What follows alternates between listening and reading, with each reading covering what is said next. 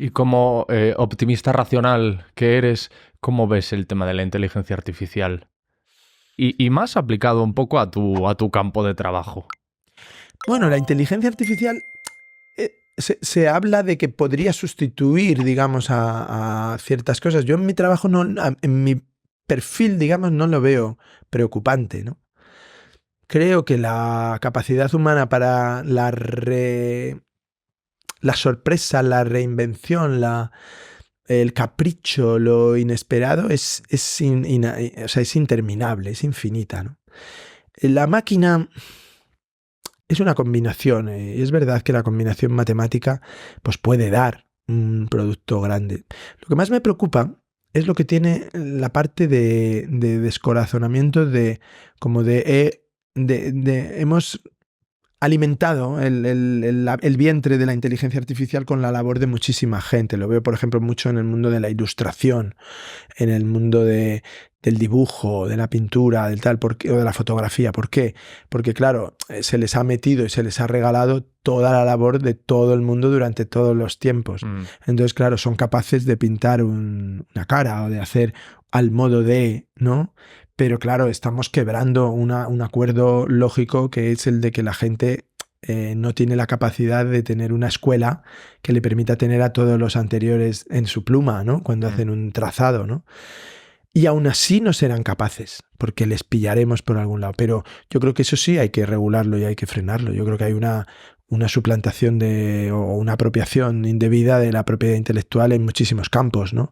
Musicales, etcétera, ¿no? El otro día pues me contaban, ¿no? Que ahora tú puedes grabar la música que tú quieras, con la instrumentación que tú quieras, y están grabados todos los instrumentos en todas las gamas, en todas las tal. Entonces ya no es necesario un violinista, ya no es necesaria una orquesta, ya no es necesario tal. No lo sé, tengo mis dudas.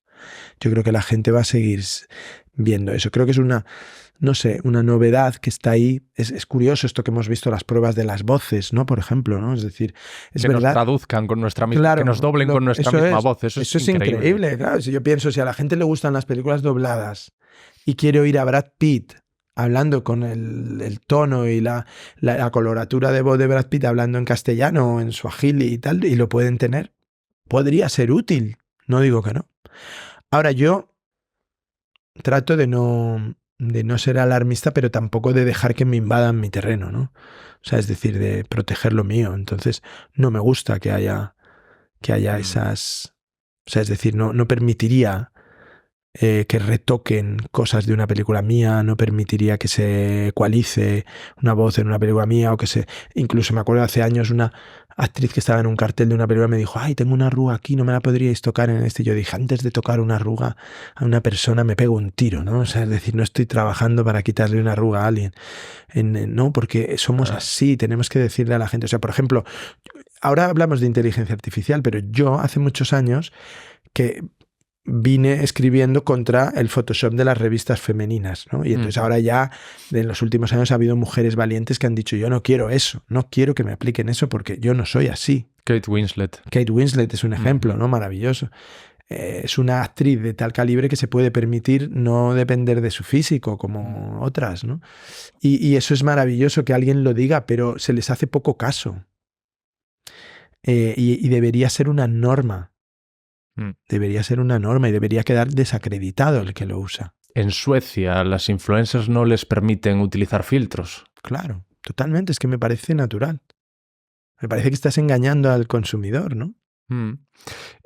¿Has utilizado inteligencia artificial en alguna ocasión? Yo me acuerdo cuando yo era pequeño había un juguete que se llamaba, a lo mejor hago una mala campaña aquí, se llamaba Autocross, que era como un coche que corría por unos caminos así ondulados. Que está un volantito. Sí, con un volantito. La cosa más infame del mundo.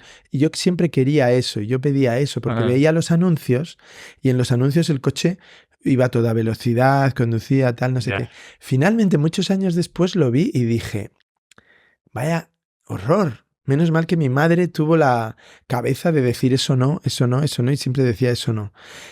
Pasa tantas veces que la presentación publicitaria... Los restaurantes de comida rápida. Está engañando sobre el producto que te estás... Que dices, hombre, claro que se debe regular, por supuesto que sí. Es como las hamburguesas estas, cuando las ves en las chorreantes, grandes franquicias, ¿no? Las Claro. ves con el quesito perfectamente Hombre, tengo derretido. colegas, y luego lo grandes que te directores, pides... exacto, grandes directores y directores de fotografía poniéndole la luz para que eso parezca apetitoso, ¿no? Bueno, he visto algún vídeo en redes de cómo lo preparan y es de estos vídeos que da gustito verlo, cómo le dan con un soplete para la parte que quieren que esté quemada. No, es un cómo... arte. Es Es el una arte del pasada. bodegón publicitario, te lo juro, yo les tengo una Es una admiración. pasada. Son buenísimos. Algunos te hacen solo el plano de una muñeca con el reloj y pueden estar 6 horas iluminándolo, eligiendo, por supuesto, la mano, la muñeca, el reflejo, el tal. Ajá. Son maravillosos. Yo no me dedicaría a eso, pero lo hacen de coña. Tan de coña que son un peligro público, claro. ¿Y tú has utilizado inteligencia artificial, aunque no lo hayas utilizado en tu obra, pero has probado? No. Por eres una persona Aún no. muy no. curiosa, Sí, entonces sí, que sí. digas, a ver cómo va esto. No, fíjate que he leído, porque hubo, no sé si te diste cuenta, hubo una oleada de artículos en la prensa que decían, este artículo lo ha escrito la inteligencia, le he encargado que hagan un artículo sobre no sé qué y han escrito esto. Y yo lo leía y digo, qué cosa más poco interesante y más mustia, ¿no?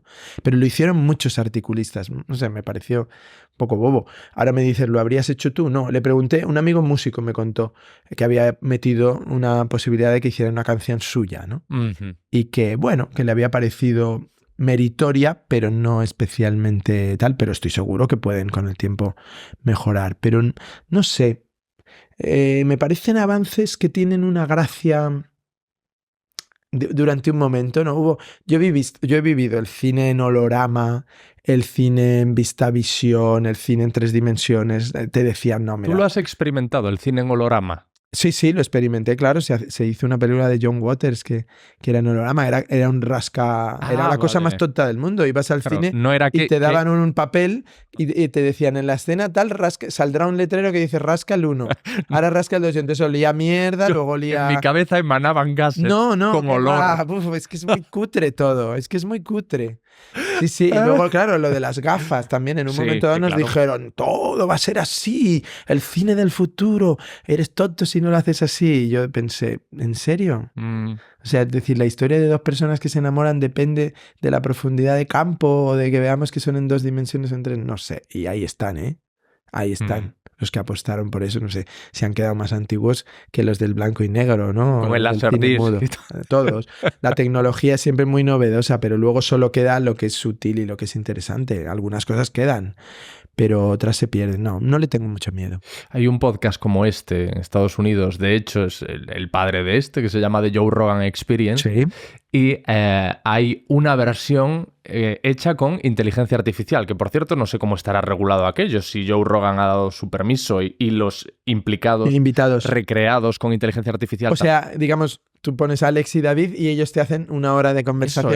Eso es, Guau. con tu voz y la mía. Pero el tema es, por ejemplo, uno de los episodios que yo escuché era con Steve Jobs. Ajá. Y Bueno. la gente que conocía a Steve Jobs o que había trabajado con él decía que daba miedo. O sea, que Bueno, eran sus claro. respuestas y era su voz. Claro, tú metes las entrevistas que haya hecho, vamos a poner que Steve Con las Jobs... mismas inflexiones, que las eso mismas es, pausas, eso es. interrumpiéndose. Sí. Es brutal, brutal.